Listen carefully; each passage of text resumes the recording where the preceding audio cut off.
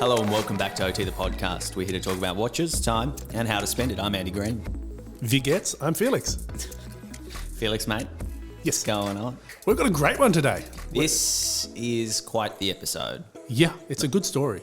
There's not a lot of fluff. We're not adding too much in. We're hearing a very I'm going to call it incredible story from RAF Flight Lt Nathan Jones. Yeah, I think we're sounding all light and loosey goosey, but this is actually pretty heavy stuff. This is pretty heavy stuff. Nathan's got an incredible story, but before we call Nathan, we need to take a quick break. Today's show is brought to you by Mouchant Enterprises, a brand both Felix and I have personally been using and supporting for years. Yeah, so with 15 plus years experience making the highest quality electric torches in the market, we can both vouch for their quality, their craftsmanship and their attention to detail. This is not your average flashlight. We're talking an unrivaled level of detail. Think tough titanium, double AR coated sapphire crystal lenses. Wow, most watches don't even have that. Exactly. They've also got gold-plated electric contacts, Lumicron technology, and an all-round exceptional and elegant design. Every detail has been meticulously thought out, down to the packaging. Felix, you recently picked up one of their mouses in titanium. It's the smallest electric torch that they make. How have you been enjoying it? Very well. Is it a mouse or a mice? It's a mouse. I chose the mouse in titanium because it's the sort of thing that I have it on my keyring. I don't need it all the time, but every so often it's really useful. I like the fact that it's got 3 brightness options. It's also quite small, but don't let the size fool you because it packs a punch. Though, Andy, I understand you're a little bit further down the Mouchant rabbit hole, aren't you? I am. I've actually got 4 of their electric torches. And most recently I picked up a mouse for myself, the Opus, and I'd use that the most. But for the more serious business, I find myself reaching for my bronze Flagger 1930. And I've enjoyed seeing the patina get, racked up over the sort of last year. Sure. I also have a UV mouse, which comes in handy when I inspect my new vintage incomings. I did. So Mouchant did a UV LE with red bar in 2019. 2019, and so the watch ties are there, and let me tell you, the founder of the business is very into the watches. Cool. So, in undiscovered country and all dark places, see well with an electric torch. Only by Mouchant, the world's most obsessively designed electric torches. For more, head to shop.mouchant.net. That's shop.muyshondt.net. Today's guest is an RAF Flight Lieutenant. He's a 2 times Invictus Games athlete. He's also a Bremont ambassador and a Lululemon ambassador. And Felix, he's a hero who saved the lives of 187 people on board a plane as it dropped more than 4,000 feet in just seconds back in 2014. That's incredible. Flight Lieutenant Nathan Jones was pinned to the ceiling of a Voyager for nearly 30 seconds as it was nosediving into the Black Sea. And he pulled a manoeuvre nothing short of miraculous. In fact, I'm getting goosebumps right now retelling the story. And he regained control and saved everyone's life on board. That's an amazing story. So let's get him on the phone and find out what happened. Let's do it. Nathan Jones, Flight Lieutenant Nathan Jones, thank you so much for joining OT the podcast. It's great to have you on the show today. How are you over there in the UK? Mate, I'm good. Thanks for having me on. As you all know, the sun is always shining in the UK. So it's been a good few months of lockdown. But the sun is genuinely shining and it's nice weather. So. Oh, lovely. Have you been getting out and about? I mean, following government guidelines, no.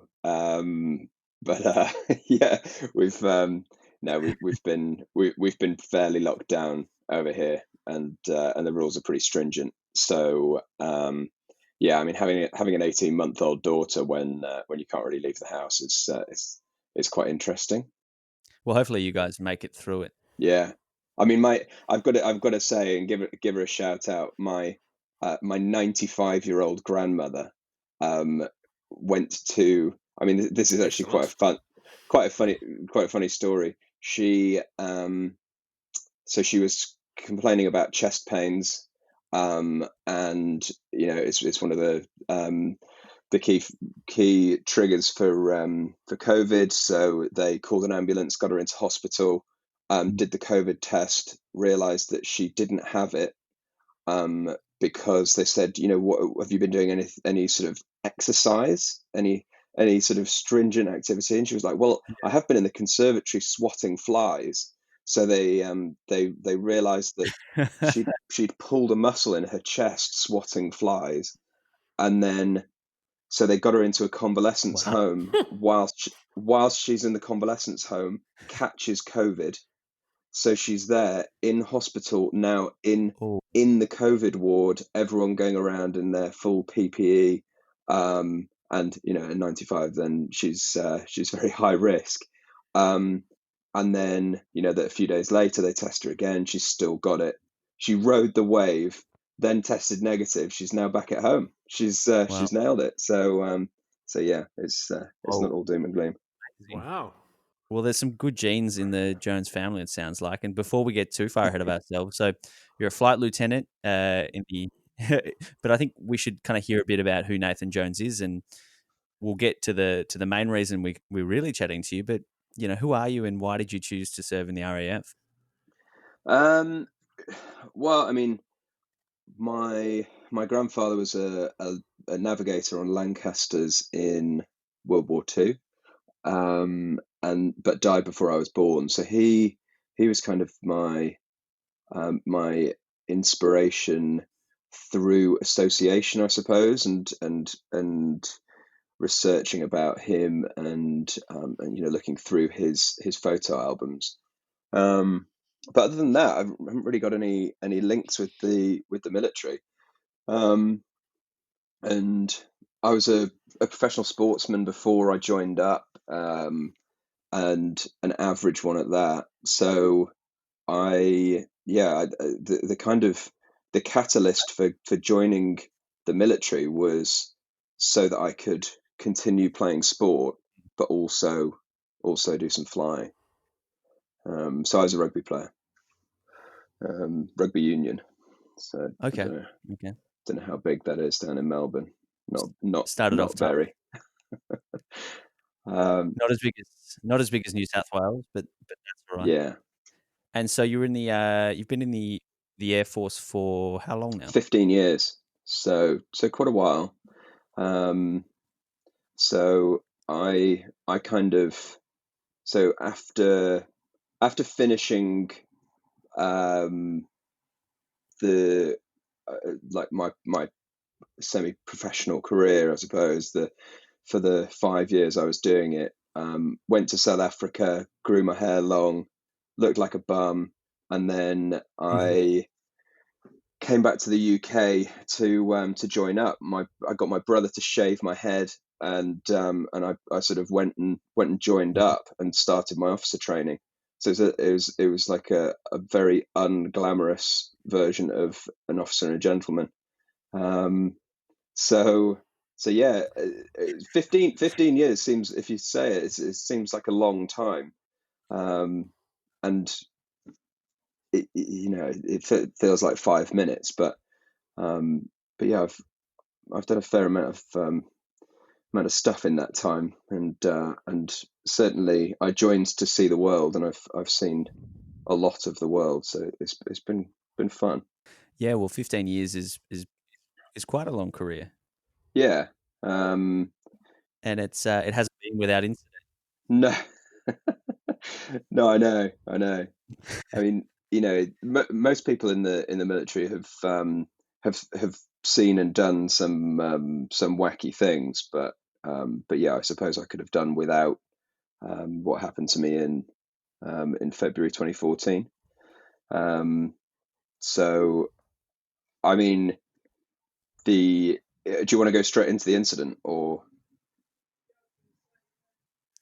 Yeah, I mean, I think we should. I think we should hear your take on it all. I mean, for the listeners, this is a wonderful sort of terrifying story that I was sort of had the privilege of hearing firsthand, and it's inspirational. And I mean, I think we've undersold you at the start, but Nathan, you're a hero, and I think people are about to hear why. But yeah, so it was what, about a decade ago now, and you were kind of, what, you set the scene, and let's hear it. Yeah, so well, not quite a decade. It was 6 years ago now. So we were. It was kind of the tail end of Op Herrick, so the Afghanistan campaign, which obviously you guys were we're heavily involved in as well, and we've worked with the Australians a lot over these recent campaigns. I was at the time I was flying a transport plane, and we were doing a routine sortie from RAF Norton, which is a base in the Cotswolds, so near Oxford in the UK, and we were flying troops from there into Camp Bastion, which was the sort of big super base in Helmand Province in Afghanistan, which was predominantly American run. And the idea is to land in there in the night, so the smallest possible visible target. You're going in with all your lights off and whistling in, and then all the noise comes when you land and stick the reversers in. But it's kind of an 8.5-hour flight, so it's a fairly long one. And we were flying over the Black Sea at the time, so Turkey down to the south, and then you've kind of got the Russian coastline to the north, with Georgia in front of us.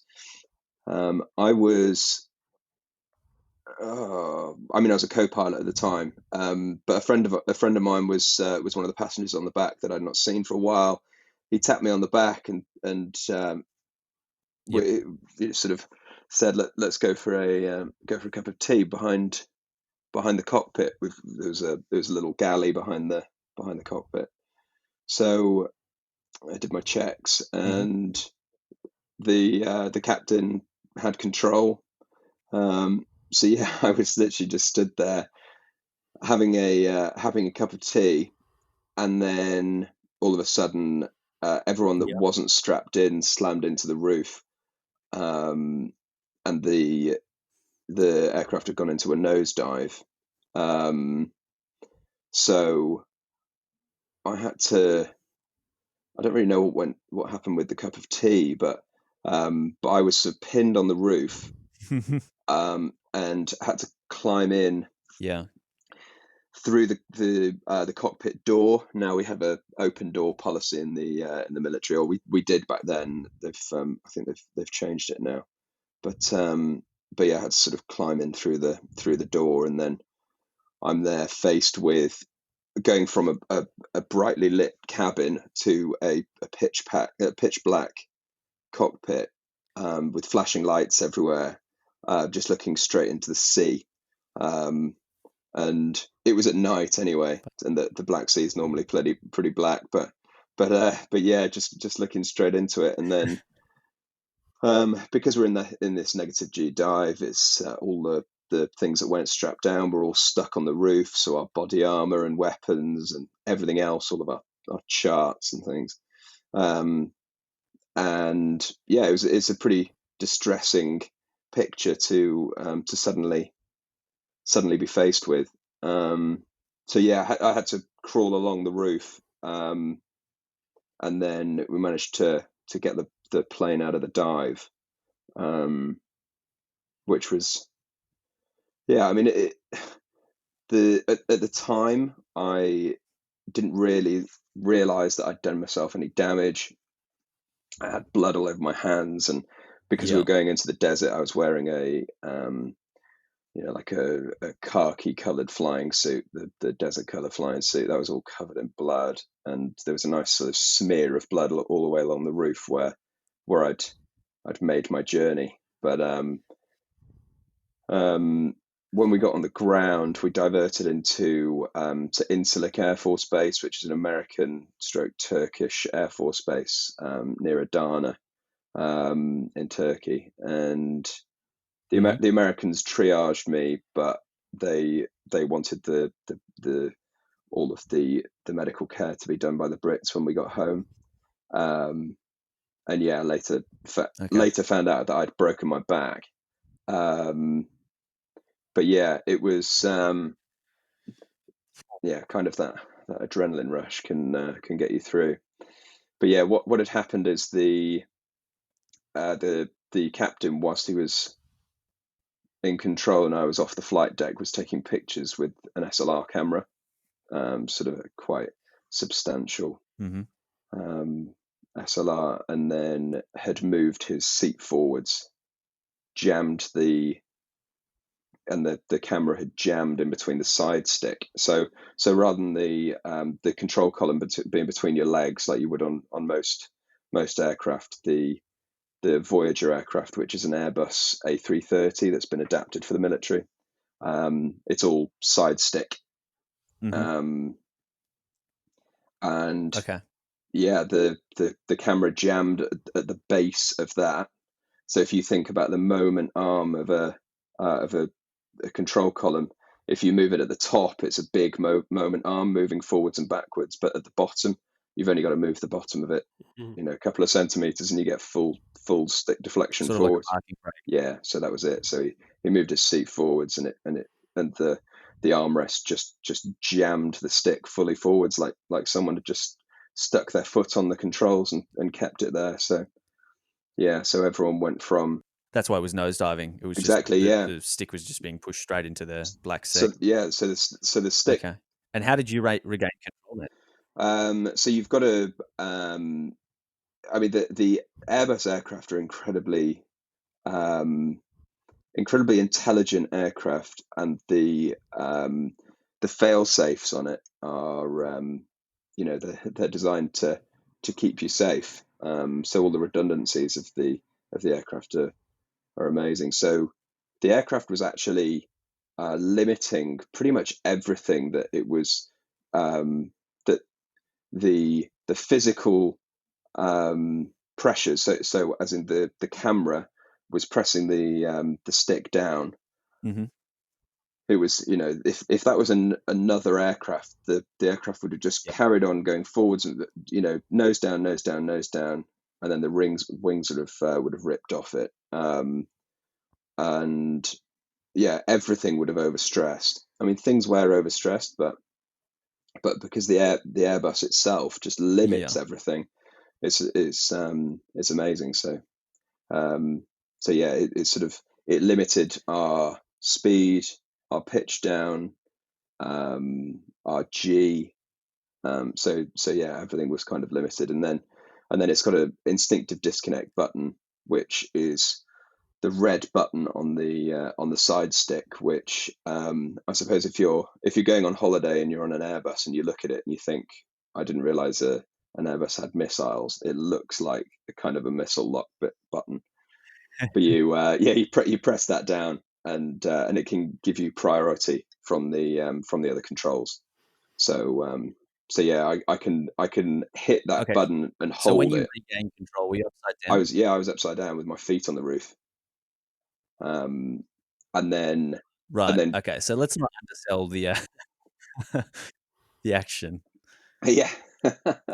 So you're upside down with your feet on the roof. Yeah. You've pressed in this, and you've crawled across into the cockpit. So how long had passed from when you hit the roof and to when you regained control? How fast was the plane going, and how far had you dropped down?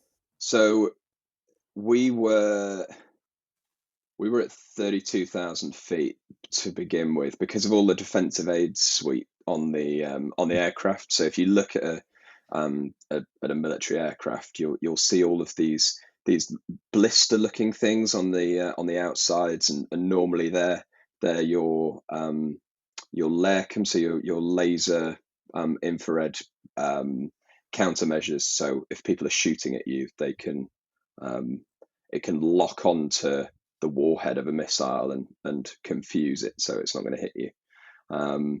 So because of those, and it was a brand new aircraft, we were having to fly lower because they were freezing over, which wasn't ideal when you're flying into a war zone. So we were having to fly lower than normal airliners.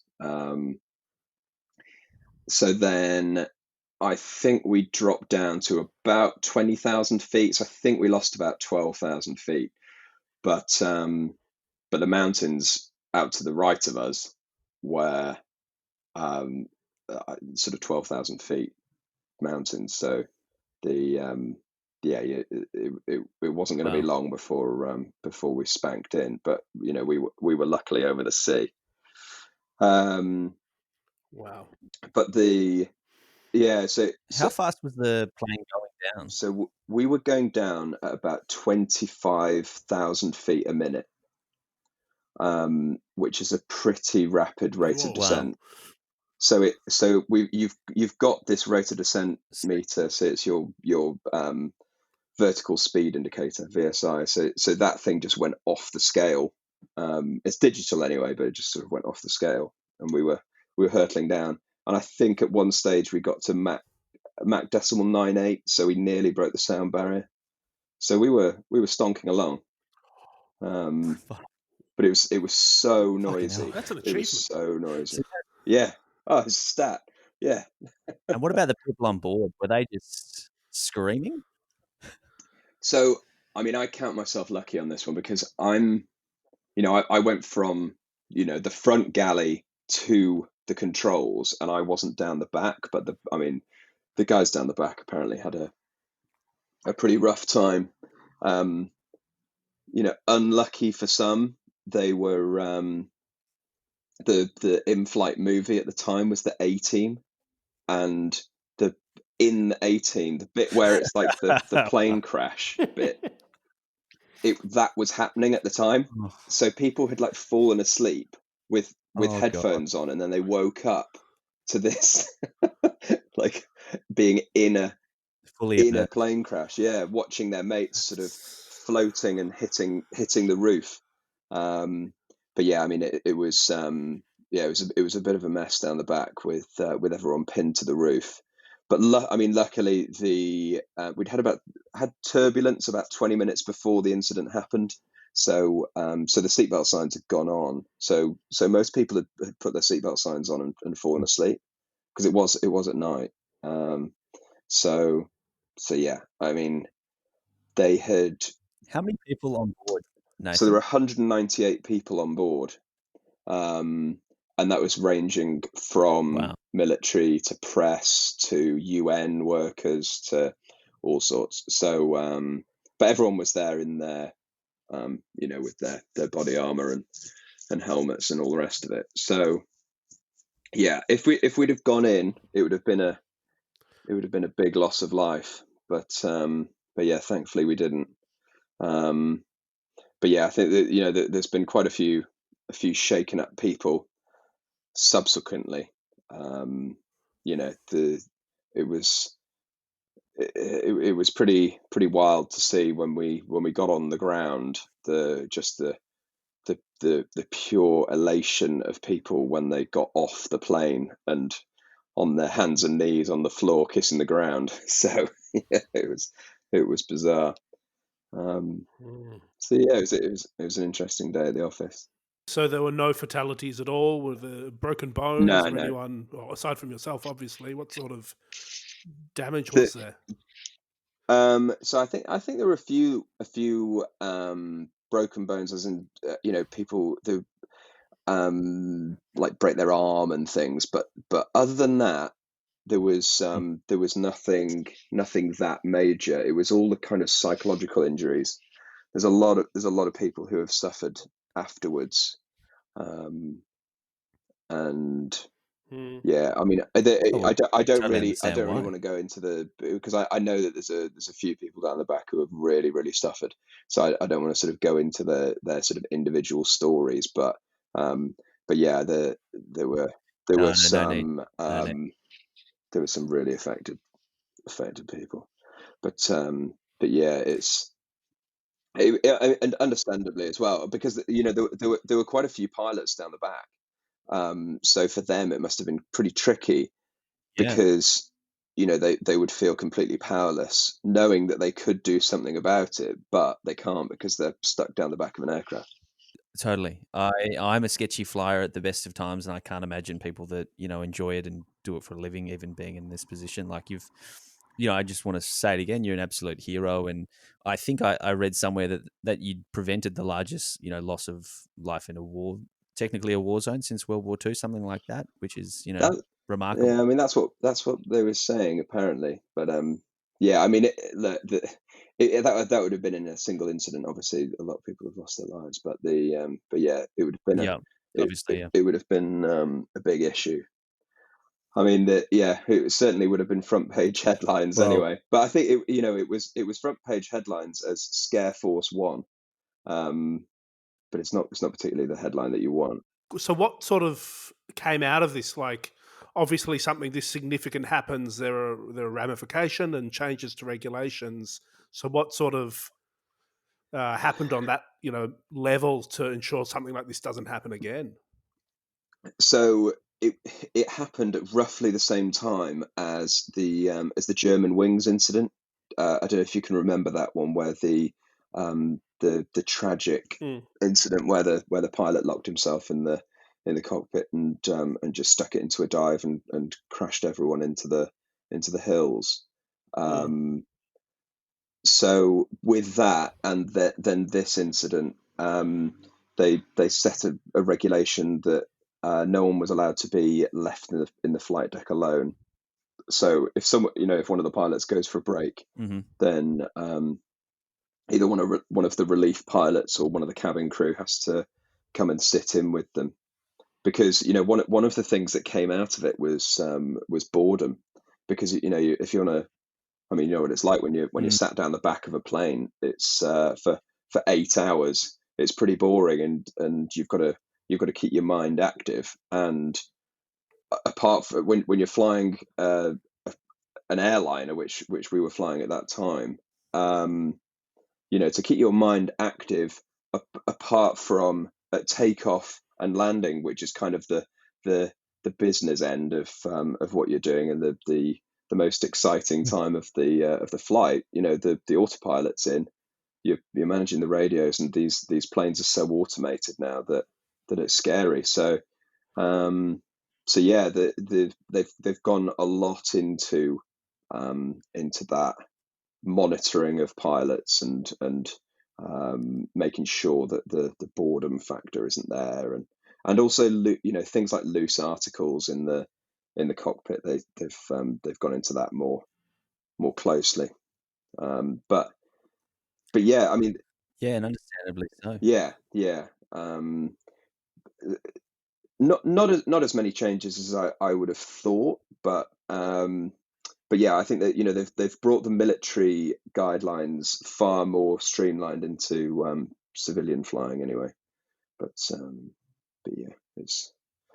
yeah, I think that the major things will have changed to make sure that doesn't happen again anyway, and it nothing like that, touch wood, has happened since.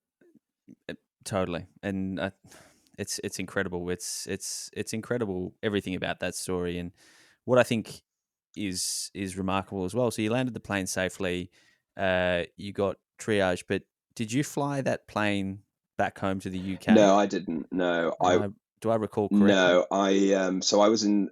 We were on the ground for a week. They sent out all the testing teams. They sent out the trauma team to check everyone over, and so another aircraft, a TriStar, came and picked our crew up. All the passengers were flown back via other means, or some of them wouldn't get back on a plane, so they had to road move back from Turkey, which is a long drive. They were like, Mr. T, ain't getting on no plane. I mean, so how do you step back onto a plane, let alone the cockpit, after something like that?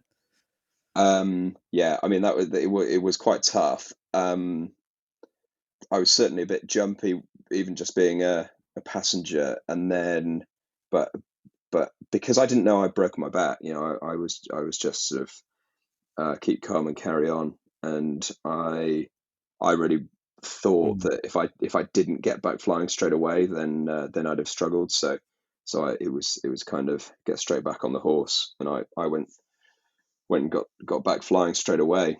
So I think I had 2 weeks off, because I damaged my eyes where I'd hit my head into the roof. I'd damaged my eyes, so I couldn't see properly for a couple of weeks. So as soon as my vision was okay, then I just sort of cracked on and got cleared and went back flying. And it was then the problems were manifesting themselves over the space of the next 12 months. And then and it was beyond a joke, where I was on so many painkillers, just self-administering them, which was crazy, really, and something that I shouldn't have done. And and then got scanned and realized that I'd broken my back. So it'd been 12 months before you realized you'd actually broken your back. Yeah, exactly.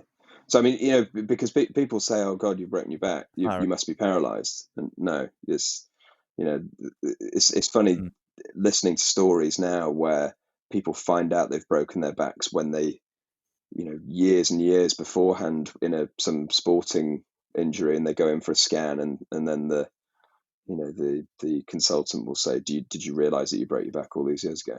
So yeah, it was kind of like that. And then, but obviously as soon as I knew, then I went straight in for surgery. And then, it's been the kind of long old road to recovery for 6 years. So, well, 5 of those have been recovery. But yeah, and part of that recovery has been the Invictus Games. Exactly. Yeah. So I think I was. So yeah, I wasn't even injured for the first Invictus Games. I watched those from a crew room in Afghanistan. So then the second one came along, and it was in Orlando in Florida, and I was actually on a rehab course, and my doctor was the team doctor from the previous one. And she was one of the British Olympic doctors, and she just said, why don't you go for this, because I think it will be really beneficial for your recovery. It's great to get back into that sort of competitive mentality, because being in a on a recovery pathway, anyone knows that when they've been injured for a while, it's pretty mundane, and it's such a grind when you're day in, day out just doing the same thing. So yeah, it gave me that sort of new lease of life, that new thing, the new goal to go for, and having that competitive spirit back was amazing. So yeah, I went to Orlando, and then the year later went to Toronto for the next one. So yeah, it was great. And you did quite well, I think, in Toronto, didn't you? But I did better in Toronto than I did in Orlando. So I mean, Orlando, I was cycling, and I was in the road race, which was kind of in a crit race. So ran around the same track, and then kicked for the line, and then on the last corner got the corner wrong and smashed into the fence, and yeah, sort of cartwheeled down the road, smashed my bike into a lot of pieces, and yeah, went to hospital on a spinal board, in an ambulance, and then had a $96,000 medical bill, which thankfully, I know, it was like you come out of the hospital after having all the scans, and it's just like a cashier's desk, and they're just like, and how would you like to pay? So thankfully I was insured, but yeah, I mean, I could have done without injuring myself again. But then, yeah, I managed to get back in the pool and swim a couple of races. Like, it was pretty stingy and sore in the chlorinated water with all the road rash on me. But yeah, and I mean, I came with a couple of medals, but then Toronto was a lot better. I was actually fully fit for that one, and did okay. But yeah, the whole that whole Invictus family and spirit of the games is something to behold, really. Now I know the games went to Sydney, and the nation kind of embraced it over there. So yeah, you'll be aware of how it is, but yeah, it's a cool thing to be involved with. And it's a pretty special event. I know it's a pretty personal part of your life, and it's something that I think it's really, as you said, like a beautiful thing to focus on. Now we met at a Bremont event, and you're an ambassador of the brand, and my memory tells me that that's sort of interrelated with Invictus. But how did that relationship with Bremont come around? So I actually got involved with Bremont before the Invictus stuff. So it was before my injury, and I met Nick English, who is so Nick and Giles English are the co-founders of Bremont, and I met Nick through a friend and got him to come to my squadron.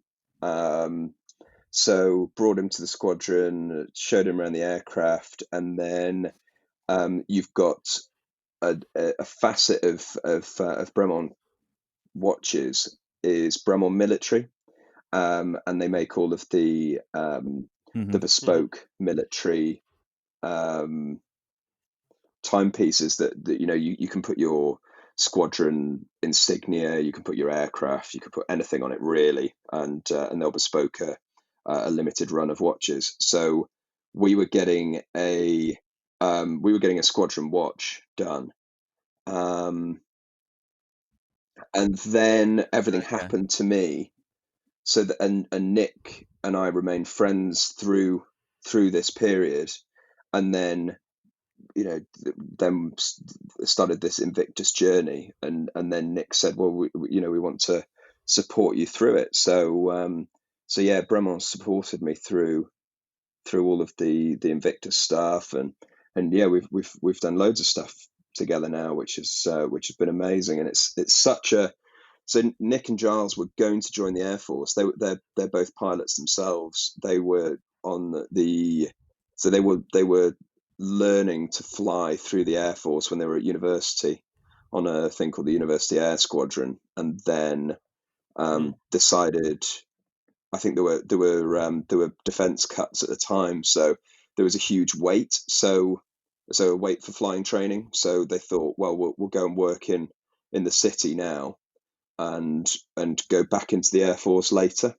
And I think what eventually happened is they did too well in the city, and then started a watch brand, and they've just sort of flown privately ever since. But because their father was in the Air Force as a pilot, and they've got this ingrained military spirit in them, they've decided that they wanted to really give back to the military. So set up this Bremont military wing of the company, and it really is global now. It's and quite a few of the Australian squadrons have got Bremont limited runs now. Yeah, we've seen a few of them around. Do you remember what your squadron watch was? Yeah, so it was the World Timer. I'm wearing it now, so it's really nice. It's got a sort of a pearl white face, and yeah, it's got a like a plan view picture of my aircraft in grey on it, and then all the cities around the bezel. We've changed those and put them all as the ICAO. So it's like the international code for it for each one for the nations that we go to around the world. we actually collaborated with with one of the Aussie squadrons to do that because of we wanted to choose some of the airfields that you guys would go to a lot in your part of the world that we wouldn't necessarily fly into much. So yeah, we did a bit of a collab with the Aussies. So yeah, it's a beautiful watch, and I just spin it round, and it's so the rotor at the back is it's designed on the fan blades of the Rolls-Royce engine. So it really is a beautiful thing. The whole back of it is glass, and yeah, it's the sort of swirling fan blades of the rotors. So yeah, it's nice, and they're all personalised with your name and service number and everything. So yeah, it's something that something that will be passed down. Can I just say, Nathan, you've done a wonderful job describing watches, and if Felix ever calls in sick, I'm going to have to get you back on the show, because it's not easy to paint a picture with words, especially when it comes to watches. But you've nailed that brief, so you'll have to send us a Yeah, wrist shot. Of course, yeah. I mean, after it'll have to be on someone else's wrist. You don't want a picture of my sort of Chewbacca-like wrist at the moment, but yeah, I'll find out. Yeah, I mean, I'm not really one for manscaping my wrists, but yeah, it's before. I think I'm looking at one of the Australian ones now just to get a picture of it. I'm looking at a KC30 version of it, I think. So I've got a pretty good idea of what you're talking about. Yeah, so one of the pilots on the KC30, a guy called Nick Barnes, he we sort of collaborated on it and designed it together. So yeah, I'm sure he'll be listening to this and wearing his with pride. So yeah, his is a slightly different couple of dials, but yeah, very similar to the one I'm wearing now. Yeah, we know Nick very well. Yeah, he's a lovely guy. I just love his Instagram. So yeah, lots of ridiculous photos of ridiculous parts of the world. Exactly. Yeah, he's living the dream. Exactly. Nathan, what other Bremonts kind of have found their way into my collection? Into your collection, sorry. I've got a couple actually. I've got a couple of the world timers which I love. So the first one that I had was the world timer that I wore through all the Invictus stuff, and I've got one of the what's it called? Because they're all different codes. I can't remember. It's one of the. So no, because I've not ejected. So the Martin Baker stuff is amazing, really. The way that they've linked in with Martin Baker to if for the listeners that don't know, the Martin Baker ejector seat. So yeah, if you've been fortunate or unfortunate enough to have needed to use your ejector seat and survived, then you're entitled to be getting a Bremont Martin Baker. But yeah, I think they've got over 1,000 different configurations of that now, because it's all bespoke. So you can bespoke the barrel, the straps, the dials, everything. So they're really, really cool. But yeah, yeah, Felix and I had quite a bit of fun using the new configurator. That's probably been a month or two since and have you seen the most recent collaboration, the limited edition they've done for the Battle of Britain, the one with the Spitfires? Yes, the pair in the box set. And if you buy the pair, then you get a trip and a Spitfire in one of the twin seat Spitfires. And there's not many of those in the world, from what I understand. And I think that there's like maybe one twin seat in Australia. The UK is probably really the only place you can actually go and do that. Yeah. So the one that they're doing it in is a beautiful, beautiful Spitfire. It really is. And yeah, the price that a trip in a Spitfire goes for, you're pretty much getting 2 free watches. Because really you can only get those trips and Spitfires by buying them in auction. You know, they're often auctioned off in these charity dues, and yeah, the price of them, you're pretty much getting two free watches. So, but I mean, it's a beautiful collaboration that for the anniversary of the Battle of Britain. And that was one of the things that my grandfather flew in. So I look forward to going to the event that they hold for that. Yeah, that sounds pretty special. But yeah, a friend of mine's father has a twin-seater Spitfire, so I was lucky enough to go flying in one the other year. But yeah, it's I mean, and it was the first tail dragger that I'd flown, so it's pretty tricky when you're trying to taxi it and take off and land, because you can't really see out the front, so you're sort of having to look side to side around the propeller. So yeah, it's certainly an amazing aircraft. Incredible. Well, unfortunately for the listeners, those box sets, I believe Giles told me that they'd all sold out, and it didn't take long at all. So I guess people that know their Spitfires know the value of a ride in one. Yeah. Very yeah, I think well, I've hyped it up to then dash everyone's dreams.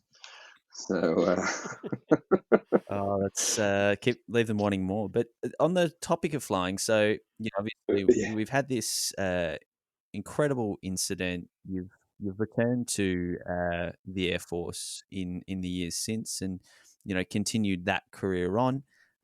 What have the last few years look like for you in both the in the military, but then I think you've got a few other projects that we can swan into as well. When I was injured, first off, so I'd had 2 surgeries on my back, and I was just sort of getting out of the rehab centres. That was when they were bringing in the UK capability of the VIP aircraft. So it was our version of Air Force One. And yeah, so I was lucky enough to sort of be on the squadron, back on the squadron for that, and then managed to just regain my flying cap to do the first trips of that. So yeah, my first flight back was flying Theresa May, who's our previous prime minister, into Hangzhou for the G20 summit in China, which was great. So yeah, then so I was flying that for a couple of years, and which was amazing experience. You know, just flying our prime minister and the royal family around all the different engagements that they wanted. You know, the royal tours where you go away for 3 to 4 weeks, and yeah, just darting all over the world. So yeah, it really was a special time. I mean, the aircraft's actually been in the press recently in the last week, because the PM Boris Johnson is wanting a respray of it for the whole aircraft in a Union Jack.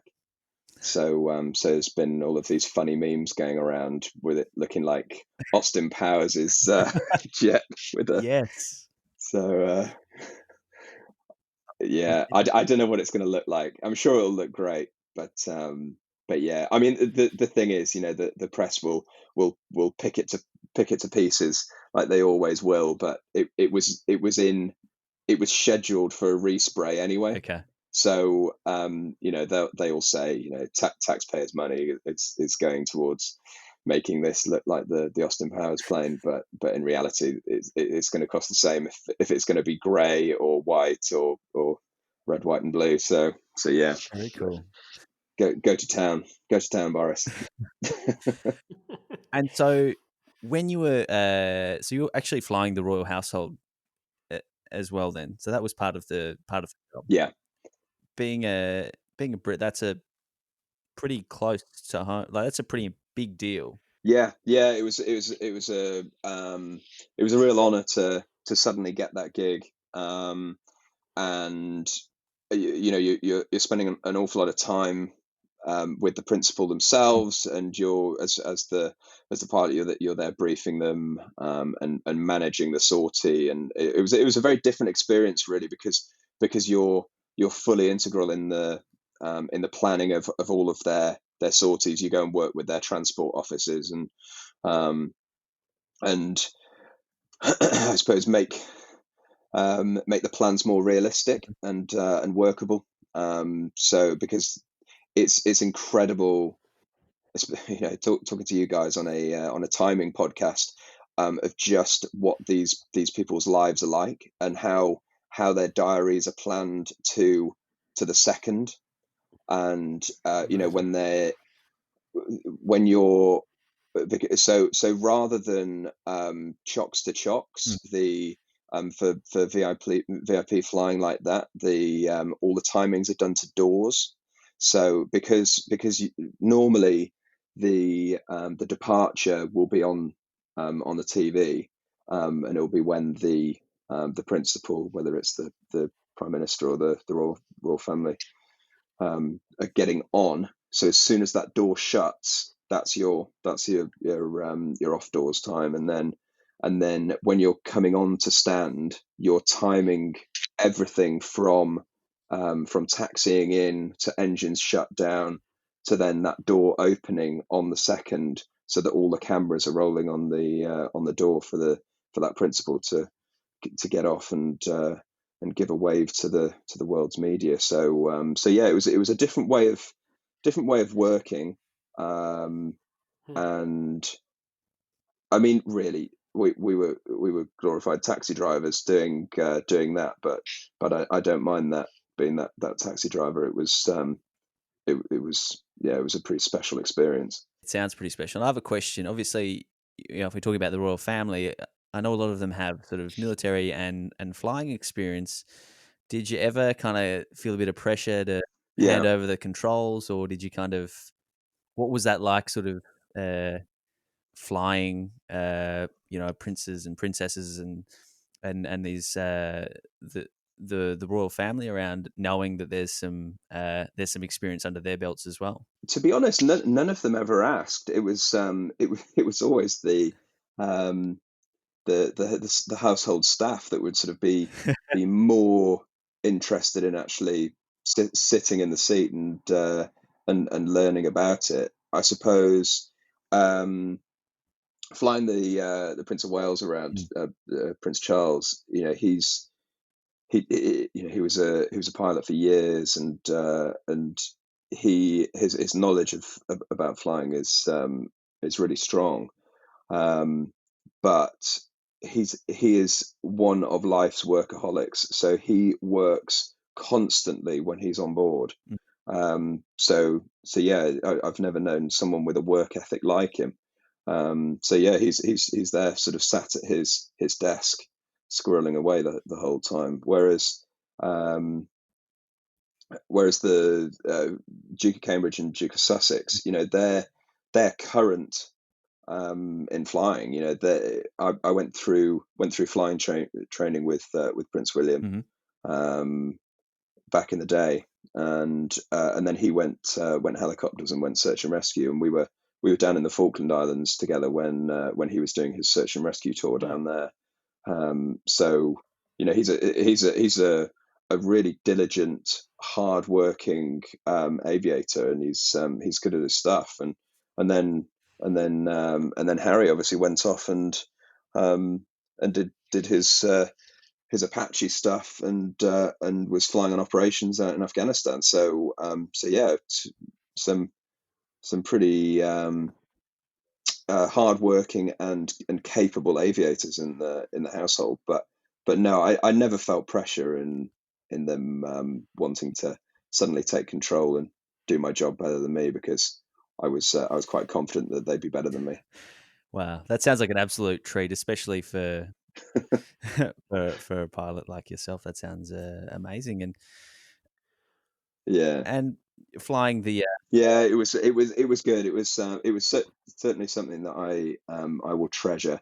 And the thing is, my whole career, I've been flying around in smelly green overalls, and then suddenly you're flying in your number one uniform with your medals on, and that's all well and good. But when you're wearing a thick woolen suit in Singapore and it's 45 degrees and 100% humidity, and you're just thinking like this, the whole suit has changed color now. I feel absolutely disgusting wearing a woolen hat. Then you think, yeah, I mean, there's definitely more glamorous jobs than I've got now, but no, it was good fun. And look, we have something in common with you, Nathan, and it's not flying the royal family around, but it's podcasting. Yeah. We've been doing a bit of podcasting. It's been great. The Yeah, so over the past couple of years, we've had a podcast going called Declassified, and we've got some episodes coming up in Australia. So I'll let you know, and you can have a listen to some of those. So but yeah, we've been focusing on these military stories, and really making sure that they're documented, and so that people can learn from them. And these really have then developed into more of a mental fitness tool, so that people can take bits and pieces from either the stories or the way that people have experienced trauma or experienced growth after trauma, or how they have furthered themselves. Because they might not have experienced trauma, but it's how they operate to a high standard, and uphold their high standards. So yeah, it's documenting all these stories to hopefully help the general public. And using it as a performance tool, rather than just helping those who are struggling. It's for everyone to listen and hopefully gain something out of. But yeah, so thankfully we've linked with Nick and Giles at Bremont, and they're helping us on our journey. And yeah, there'll be all sorts of stuff coming out, like an app and websites and things, so people can go on them. But at the moment, there's over 50 podcasts that you can listen to. And yeah, the Duke of Sussex came on the podcast the other week. That's pretty cool. Which was great, and it was good. Yeah. I mean, it's not every day that you get into the New York Times and Vogue and Time magazine and things, but it all suddenly came together. So yeah, and it was on Zencastr, like we're using now. Wow. So he was over in LA, and we were here in the UK doing it. So and it worked perfectly. You had to explain to the Duke of Sussex how to use Zencastr, or did he get it? Yeah, exactly. But it's simple, isn't it? It was the first time he'd used Zencastr, but I bet it was. But yeah, it was as easy as this. Yeah. Click on a link and go for it. So yeah, but we actually embedded ours. Oh, you embedded? Yeah. Put some headphones on. So we embedded the sound. Yeah. But yeah, I mean, he just used it with his headphones and went for it. That's incredible. So, I gotta say. Yeah, he did it himself. He didn't have anyone there.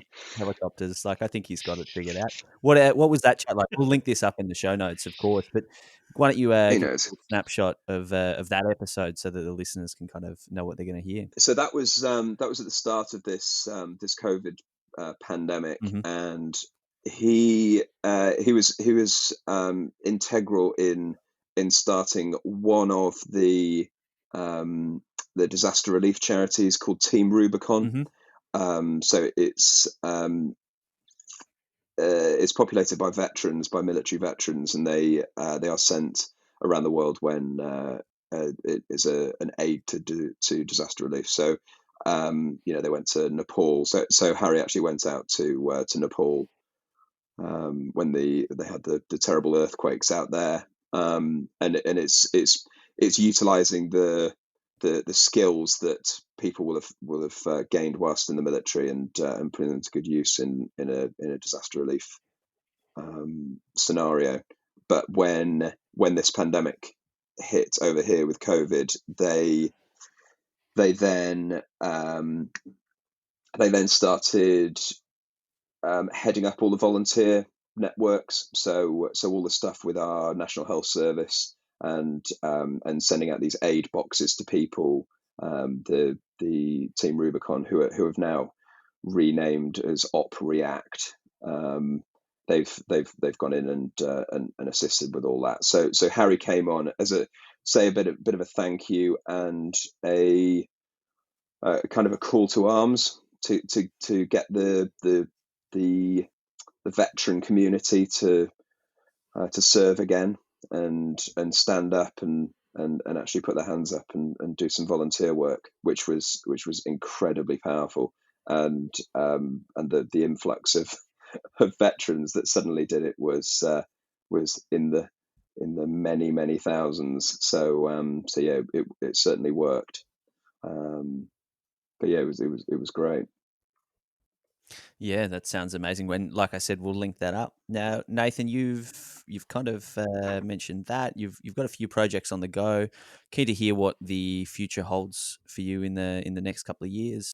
Yeah, so I mean, I'm in the kind of tail end of my military career, so it depends on what happens there, and yeah, we've got some projects coming on down in Australia, and I mean in quite a few countries now, with in this mental health and mental fitness space. So yeah, it's in that space. It's kind of watch this space, because unfortunately a lot of the stuff is NDA'd, and then we'll suddenly launch. But there's so after me saying, oh yeah, we've got some exciting projects to come, it's like that, but a lot of them are fairly secret. But yeah, have they got code names? You got military code names that you can tell? Yeah, I mean, I can make something up on the spot, but I think you probably see Yeah, through do it. Make something up. Do it, yeah.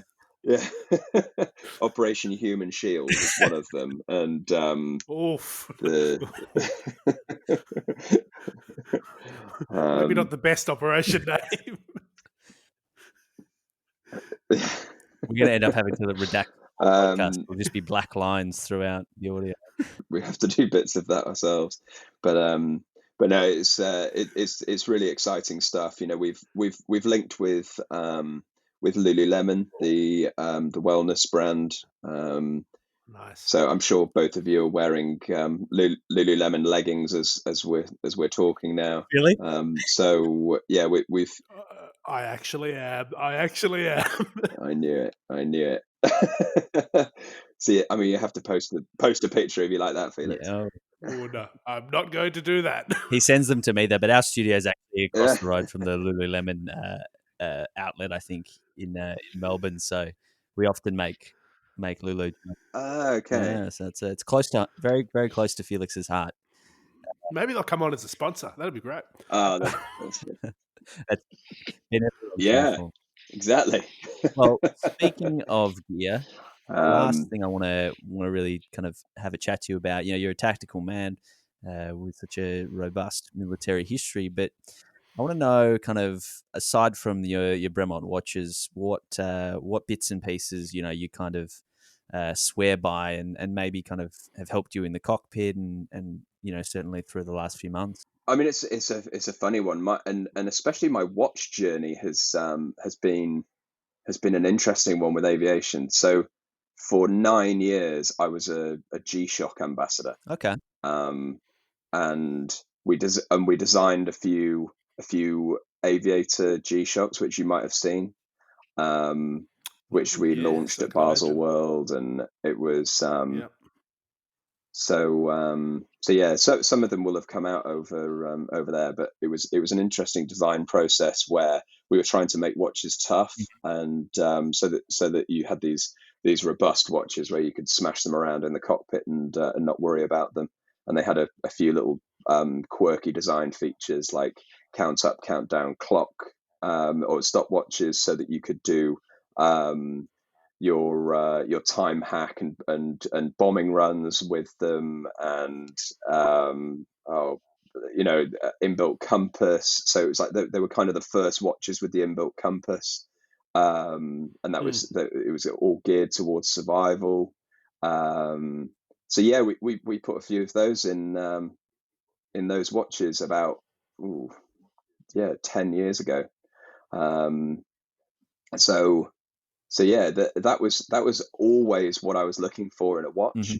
And then latterly, sort of, since I've been involved with Bremont, I've then suddenly gone, no, it has to be mechanical. It has to be this beautiful timepiece that you're gonna have last a lifetime, and it's all personalized. So I've completely swayed over to that, and it's all about the engineering and how beautiful it is. But because of getting into that and really looking passionately into how things are engineered, I love I'm always going to say the kind of British engineering and how beautiful it is with other British brands like Brompton bikes and things like that. So they are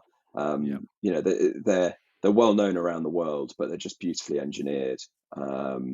So yeah, I was saying before, and then we got sidetracked. One of the embedded softwares that we've used is a British company called Iris. Okay. So it's Iris Listen Well, and I'll have to give you guys a hookup with it, and they can embed your software with it. But it sounds so. We did our first one with Prince Harry, and the clarity of it is amazing. So you do it as a post production thing, but it's the technology that goes into the headsets for Formula One. So McLaren Formula One, Red Bull Racing use it, and they're about to launch this summer their new sort of headphones range, which are it's incredible. It's absolutely incredible. Amazing. So yeah, have a look at that. Yeah, we'll check it out. So and the listeners can go on as well. So if you can put a link on, but it's free to use the software. Okay. So it links in with iTunes and Spotify, and then you run your music app through it, and it's got one of the toggle switches where you can. This is without Iris. This is with Iris, and the clarity is incredible. So have a go. It's called Iris Listen Well. Yeah, we'll check. But yeah, I mean, other bits that I've been using. Well, I mean, through you, Andy. I was thankful to receive my amazing torch, the Flieger torch. Oh yes, which was beautiful. And yeah. I'm glad you pronounced it and not me. Go on, have a go. It's someone has to try. Yeah, Mouchon. Perfect. Yeah. I think that's better. But no, sent all the way over from Texas for that, and it was I mean that really is a beautiful thing. So I love that. So the first operational plane that I flew was called a VC-10, and it was an old, it's like made of solid steel Delta Wing aircraft. It was an old sort of Cold War looking plane, 50 years old, and it still holds the records for the fastest flights from the UK to Australia and things like that. And cool. My last flight on it was taking it to the scrapyard. Oh, and and this was the the aircraft that I'd flown most, flew it to the scrapyard and then got a bus back. So Wow. it was pretty weird. But on it, it was the fire axe on this aircraft was when I looked at it, because you could take a few things from it because it was literally getting scrapped. Mhm. So I took this axe, and it was an axe from a Lancaster bomber. Oh, So they'd taken No. a fire axe. So one end was like a spike, and then the other end was the actual axe bit. And the idea was to pierce the skin of the aircraft with the spike, and then you could get in and use it like as a crowbar, and then you use the sharp axe bit to actually hack away at to get through the skin, if there was a fire in there. And it had all the serial numbers and Lancaster Bomber Mark II on it, and it was from World War II, Wow. and we were still flying around with these fire axes. So I've got that at home, and the Flieger, the way that the patina of the torch has gone and it's all weathered, it honestly looks exactly like this Lancaster axe. So I love it. I absolutely love we'll have it. to get a photo side by side. I mean, it's yeah, definitely. It's, I mean, the axe is at home at my parents' house, so Okay. I'll have to go and grab it.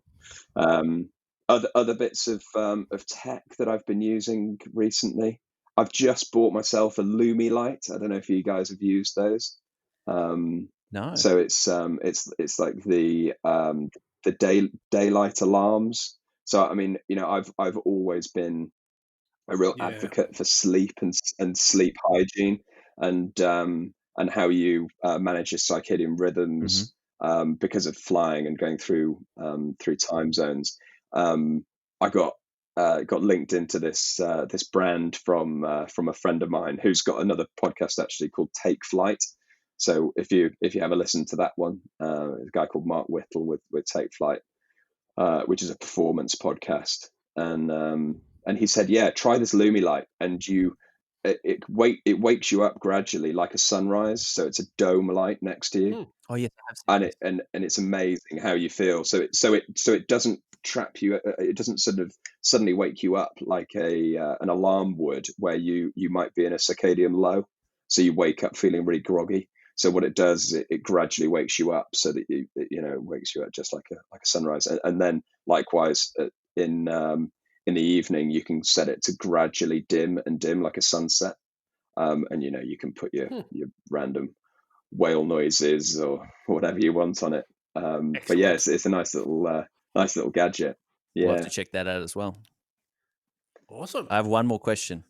yeah, man. Nathan, you've met John Bon Jovi. What was that? Oh, John Bon. way yeah. to bury the lead. We should have led with that. Oh, I know. It's I know. this started off with humble Nathan, no big deal, and then you peel back the layers and you just hear how remarkable Nathan's story is. But John Bon, Wow. is he as amazing as I hope he is? Mr. Bon. Yeah, he's a really nice guy. He's I'd love to say no, he's awful, but no, he was such a good guy. I mean, it was such a random day meeting him. So he did the theme song. So it was like a charity song for the Invictus Games this year in The Hague. And we got Harry down to meet him, and it was actually in Abbey Road Studios Okay. in London, where the Beatles recorded all their stuff, and that he recorded the song in the studio that that the Beatles recorded Hey Jude and all sorts, all of their big hits. And we had a little photo next to him next to the piano that John Lennon would play. And so yeah, that was a special day. And then we walked across the zebra crossing outside the studios with him, which was it was an interesting day. But he is such a down to earth, normal guy. I know it's kind of never meet your heroes, but But yeah, I just kept wanting to look him in the eyes and go, whoa, whoa, whoa. Keep.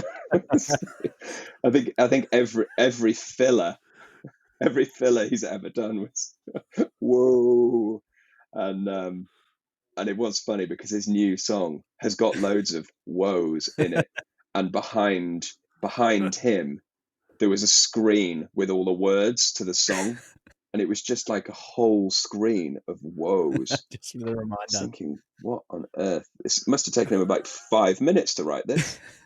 So stick to what you're good at. But no, Oh, mate. good guy. Yeah, good at the woes. Nathan, you can argue with me if you want, but you're a hero, and your story is absolutely amazing. An absolute treat to kind of rehear it for myself, and I think Felix. Yeah, for the first time. Pretty amazing tale and pretty amazing journey. We'll be watching you closely, and to follow the podcast, that's at D Class Network on Instagram, and all the links are there. Nathan, is there any other ways people can kind of keep in touch with you and what you're up to in these exciting top secret projects? Yeah, I mean, my obviously I sort of post a lot more of my life now that I'm leaving the military. When you're in the military, it's all a bit restricted, but I end up sticking a lot of stuff on my Instagram. It's just Nathan Rainbow Jones, which is my name, and that and Twitter. But yeah, if you'll be able to get me on my personal one or the declassified one, and we'll have loads of stuff coming up. COVID has kind of curtailed a lot of the events that we've had going on, but as soon as things get up and running again, it'll be pretty frantic. So yeah, keep an eye on what's going on, and all the other links that I've mentioned in this, I'll just send you through after the podcast, so you can link it all in. Fantastic. Well, thank you so much for joining us, Nathan. It's been an absolute treat. Felix, there's not much you can say after a call like that, short of holy shit. Yeah, I don't even think you really need to say much after a call like that. It's incredible. It was an absolute treat, and we really do appreciate, Flight Lieutenant Nathan Jones sharing his very personal story. It can't have been easy to sort of relive that years on. Yeah, I just it's we're speechless. And on that note, Felix, let's wrap it up. Yeah, let's do that. As always, email us at otthepodcast@gmail.com. Follow us, ot.podcast on Instagram. Thank you to Bouchon Enterprises for supporting the show. Support our sponsors to support us. And of course, thank you to Major Tom Media for putting it all together. Thank you most of all to Nathan Jones. Thank you, Nath. We'll see you next time. Bye.